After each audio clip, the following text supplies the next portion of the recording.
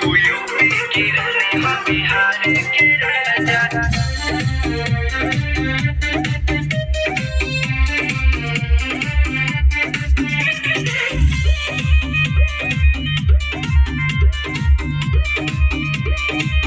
तू पटना के रानी हम बनारस के राजा। मिले के बाद गोरी सिगरा पे आजा। तू पटना के रानी हम बनारस के राजा।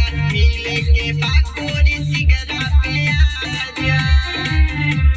सरनाथ यासापुर घुमा दे हम गोरी। पांडेपुर पहाड़िया के चाटिया के खाजा।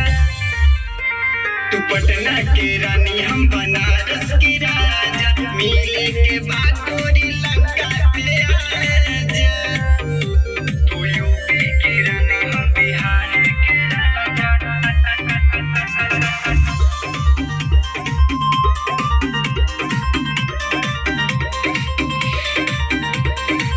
चढ़मरी भोजोगिर से जानी तू हटा हो।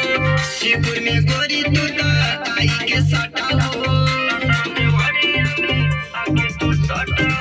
मोहब्बत भदोही में हमसे तू पटा हो। डालमंडी नई सड़क पे तू तो डटा हो। चौका घाट नहीं पकड़ पे आजा। रील बनावे खातिर नमो घाट आजा।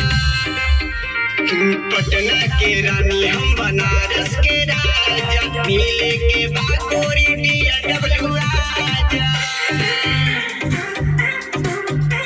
तू यूपी की रानी हम बिहार के राजा।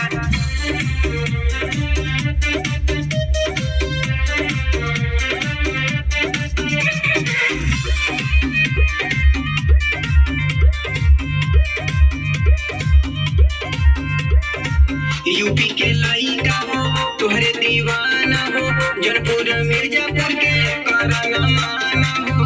मका तोहर सके करना माना हो। यूपी के लइका हो तोहरे दीवाना हो। जौनपुर मिर्जापुर के करना माना हो। पागल भइल सोना भद्र के लोगवा।